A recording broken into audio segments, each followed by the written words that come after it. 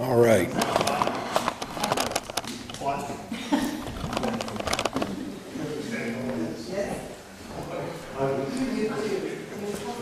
I want to thank the Southwest Iowa Coalition for putting this forum on tonight, and I want to thank all of you for coming out here to listen to us. So, my name is Bryan Jack Holder. I'm from Council Bluffs, Iowa.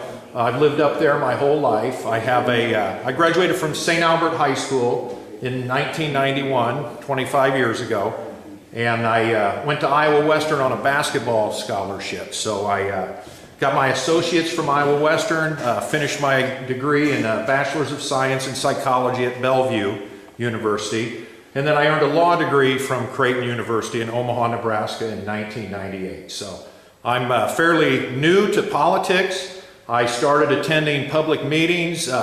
I joined the Central Committee of the Republican Party in Pottawatomie County 3 summers ago, and just, it just wasn't enough voting every election cycle. I'd done that most of my adult life, and there's a lot of issues that I care about. We call them liberty type issues that I don't hear being addressed by the 2 major parties. So I tried working for liberty within the Republican Party for a couple of years, and tried to get on the primary ballot 2 years ago with the 6 Republican gentlemen that ran for the 3rd Congressional District. But the way the state has this set up, you've got to get nearly 2,000 signatures just to get on the primary ballot for Congress. And so I wasn't able to do that, but I ran as an independent 2 summers ago. The threshold for getting on the ballot is 375 signatures, so it's a lot more reasonable for any one of us average person to run for Congress as an independent. I joined the Libertarian Party in June, and we're not an official party yet. Iowa has not had a 3rd party since the year 2000 when Ralph Nader was with the Green Party. To become a major party, you have to run a candidate for governor or president, and they have to get 2% of the vote statewide. So hopefully Gary Johnson gets the Libertarian Party major party status, and that would open up some more opportunities for libertarians and conservatives, independents to join our party. We have just sort of the shell of a party organization, and there's a real opportunity for any of you that want to get involved. And I know a lot of the liberty issues are more for the younger people. We're into the whole due process thing and privacy rights. We see a lot of problems with this country. But something I discovered and sort of figured out over the last couple of years is that Congress capped the size of the U.S. House of Representatives over 100 years ago. So we've been stuck at 435 districts. And in the last 100 years, the population of America has tripled. Now, do you think Congress has tripled the number of representatives to give us average people more representation? No, they haven't done that. What they have done is given themselves a larger budget, and they've given themselves more personal staffers. So any congressman now, they get $1 million budget, and they can hire 18 people to represent us. Now, studying law and history, that to me doesn't sound very representative. It sounds more like a corporation. And then the corporations that supposedly represent us take money from the big corporations. And very rarely do our interests as average citizens coincide with the interests of the corporations. So there's an amendment that was never ratified when the country was founded. It would limit our districts to 50,000 people. If 27 state legislatures ratify this, it would mean instead of having 8,000 people that currently represent us, including the congressmen and their staff, we'd have about 6,000 seats in the Congress. And I propose doing away with the congressional staff. If I was in Washington, D.C., I would count your vote every day. I'd set an application up so you would have as much power as me, your representative. My job as your representative would be to inform you so that when you voted every day, yes or no on the proposed bills, you're fully informed. You know all the intended and unintended consequences of any law that we're going to pass. So another major problem is the fact that we have a 4th branch of government that the founders never intended, and it's the administrative branch. All these alphabet soup government organizations were created by the legislature. Their heads are appointed by the president, but they're sort of unaccountable, they're unelectable, And we just see the growth of government. They promulgate tens of thousands of regulations every year that have the same force and effect of law. And, there's a maxim in the law that ignorance of the law is no defense in a criminal case. Well, I challenge any one of you to read one of these rules from the EPA or the IRS and explain to me exactly what it means for you as a citizen. So I film all my own speeches just to give people the transparency I think that we all deserve. So I'm probably the only guy in the country that wears a Liberty hat running for Congress, but I do this to wake people up to the fact that our government has ignored our concerns for much too long.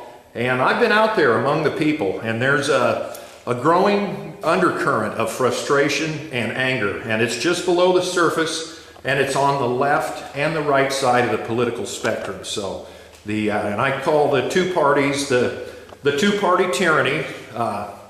They both want to regulate part of our lives depending on our lifestyle. Both parties want to take part of our property, and it just depends on what they want to spend the money on. So I'm 43 years old. I know Social Security is not going to be there for me and my generation.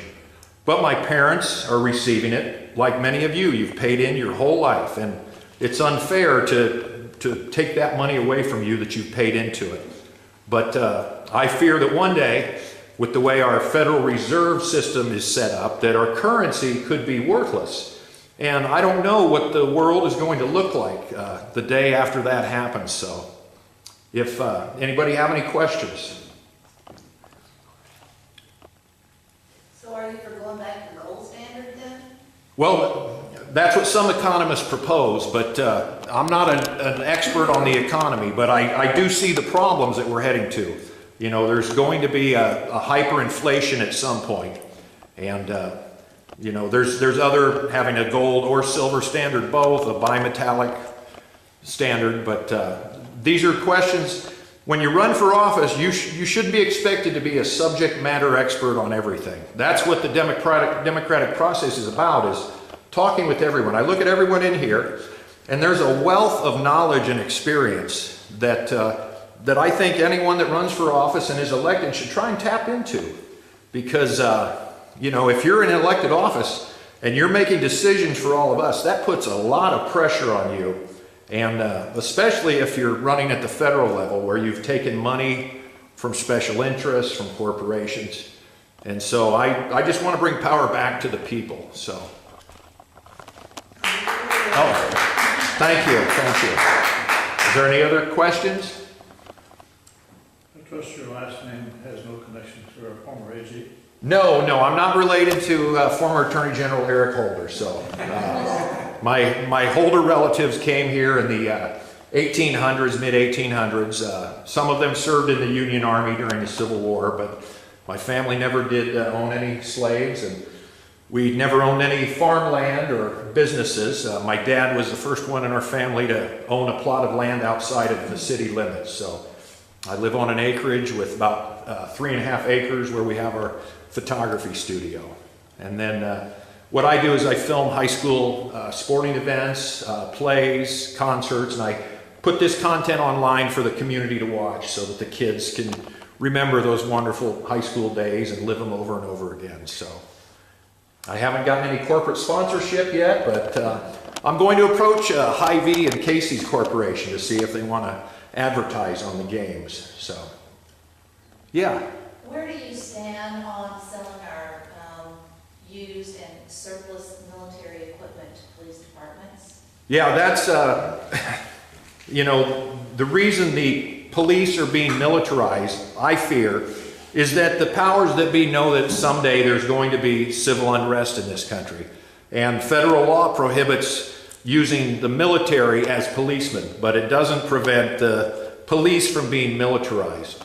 A major part of the militarization of police has to do with I call it the war of drugs, because there's the pharmaceutical industry gets away with putting products out there that are dangerous. I had a back surgery in 2003, and I was on Darvocet for several months before I could have surgery. And they pulled it from the market a few months after I had surgery because it causes heart damage. So people that think that every pharmaceutical out there is safe, there's evidence that it's not. But, you know, the militarization of the police, we need to have a serious conversation in this country, and you know, not just black and white, Hispanic, but I think the problem with some of the crime, it has to do with your income level.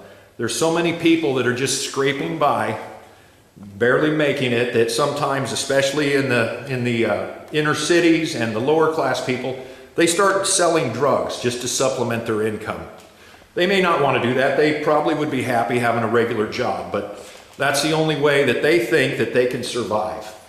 Now, me personally, I have a cannabis leaf on the front of my hat, and my dad was a teacher and a school principal, so I never messed with the cannabis plant growing up, but I've had 3 back surgeries. I had a spinal injury when I was a sophomore in high school playing basketball. And so I've lived with chronic back pain for the last 28 years. When I was in law school at Creighton, some friends, they offered me the opportunity to smoke a marijuana cigarette. And being someone that had been a psychology major in college and someone that suffered from pain, I knew that there were some medicinal uses for this plant. So I tried it and it took my back pain away.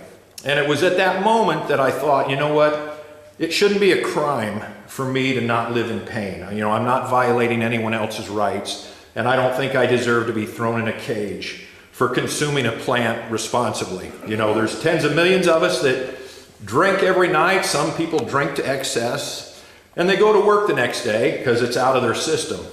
But someone that would use cannabis risks losing their job and their employment and their whole lifestyle just because of a plant. So there's lots of people moving to Colorado, and I've thought of actually doing that just to see what it's like to live a pain-free life. But under federal law, you're not allowed to own a gun and consume cannabis. And so I have a permit to carry, and defending myself and my fellow citizens is something that's important to me. And I don't think someone that's a free citizen should have to choose between living in pain or defending your life. I think as a free person, as a responsible citizen, you have the right to do both of those. So, sorry if the answer was too long, but, and I want in 2 years more of you to run for all offices. So, you know, you don't have to make it an adversarial endeavor. You can be friends with your fellow candidates. I'll leave you with one story. In the very first race for Congress, when the Constitution was ratified, James Madison, the father of the Constitution, and James Monroe, they both run for the same House seat in Virginia. And so one of them was our 4th president and the other was our 5th president. And these men campaigned together on the trail. They were both founding fathers and patriots. And I would like to see our political process move back towards that, where it's more focused on the issues and not about the personalities of the people involved. So, thank you. Oh, go ahead. Stay there. Okay. This may be a dumb question, but I think it has to do with the federal, the state, and Libertarian. I don't, maybe other people do. It seems like we're shunning a conversation about the pipeline. And I know we're talking about quality water, we're talking about EPA, we're talking about jobs, we're telling the pipeline industry to stop, and they do not stop. They seem to have more power. I know we've got people protesting and all Yeah. that. But it's coming right down our state, right through our state. What is our position as a state as to what the outcome might be on this pipeline that's coming? Is it okay if I go first? Yeah. Just as someone that has studied the law, you know, the Constitution says that government has the power of eminent domain. Now that means that they can take private land for a public use. But in the Kelo decision or opinion in 2004, I believe, the Supreme Court made a mistake, like they've done several times throughout their history. And they changed from a public use to a public purpose. And the purpose was revenue generation, tax receipts. So there's a fundamental misunderstanding at the federal level of what eminent domain was intended to be and what it should be. Now, if that pipeline was coming across my land, I would probably be out there with the protesters peacefully protesting. I'd be contacting the media. But, you know, if you look at maps of Iowa, there's hundreds of pipelines that are already strung across the state for different resources that they're pumping through. And, you know, I just hope that people use the court system to try and resolve this, or go through the legislative process and not resort to illegal means to try and stop it. So, go ahead, guys. As far as, Water quality? well, yeah, as far as water quality, that would be an issue. I don't know what the instances, I don't have any statistics or whatever. I guess I'm neutral on the issue because I don't know enough about it right now, but I don't,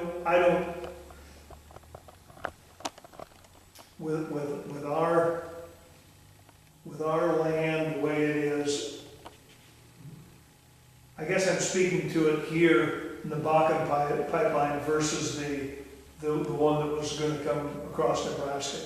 The ground and the aquifer are so much different in both places. Would it cause a water quality issue localized if there was a spill? Yes. Do I see it as a major threat? No, I don't. That's just me personally. Is that why we don't have the conversation, or am I wrong? Is that conversation going on and I'm not seeing it? It just seems like we're staying away from the issue.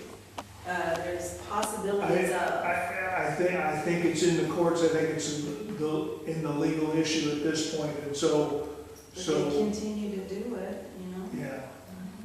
I just feel a little helpless on that. Federally. You can stay there. No, that's all right. I'll go back to my camera. Anyway, for the pipeline